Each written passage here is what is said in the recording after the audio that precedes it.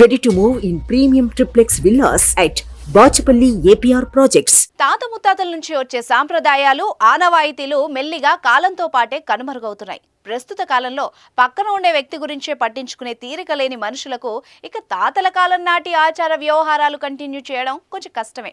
కానీ తరతరాల నుంచి వస్తున్న ఆచారాలను సాంప్రదాయాల్ని కాపాడుకోవడంలో ఆ గ్రామస్తులు ముందుంటారు. ఇందులో భాగంగానే మెదక్ జిల్లాలోని ఓ గ్రామంలో మాత్రం హోలీ పండుగను తమదైన శైలిలో గొప్పగా జరుపుకుంటారు. ఈ క్రమంలోనే వాళ్లు పెట్టుకున్న కొన్ని నియమాలు, ఆచారాలు బయటి వ్యక్తులకు కొంచెం వింతగా అనిపిస్తూ ఉంటాయి. కానీ వాళ్లకు తరతరాల నుంచి అదే ఆచారమట. ఈ హోలీ పండుగకి కూడా వాళ్ళు అదే ఆనవాయితీని కొనసాగించారు. అదేంటో ఇప్పుడు తెలుసుకుందాం.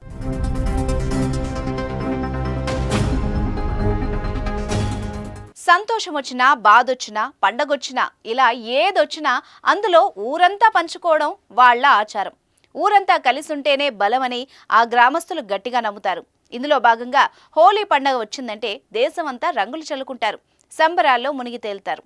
కానీ అక్కడ మాత్రం ఒకరినొకరు కొట్టుకుంటారు, రక్తం కారేలా పిడిగుద్దులు గుద్దుతారు, మళ్ళీ అలాయ్ బలాయ్ చేసుకుంటారు. ఇలా కొట్టుకోవడం అక్కడి ప్రత్యేకత.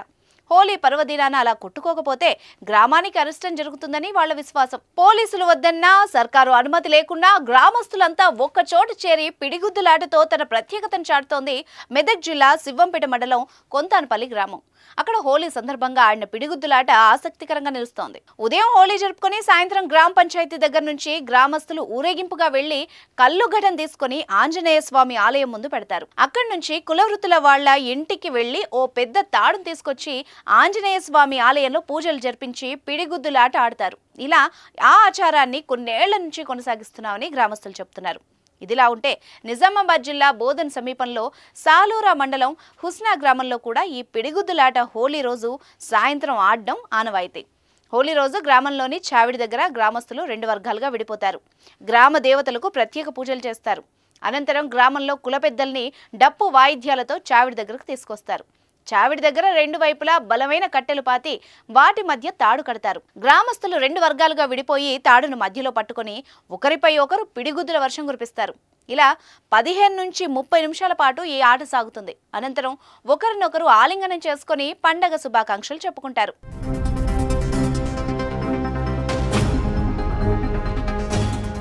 సుమన్ టీవీలో మీ పర్సనల్ అండ్ బిజినెస్ ప్రమోషన్స్ కోసం కింది నెంబర్కి కాంటాక్ట్ చేయండి.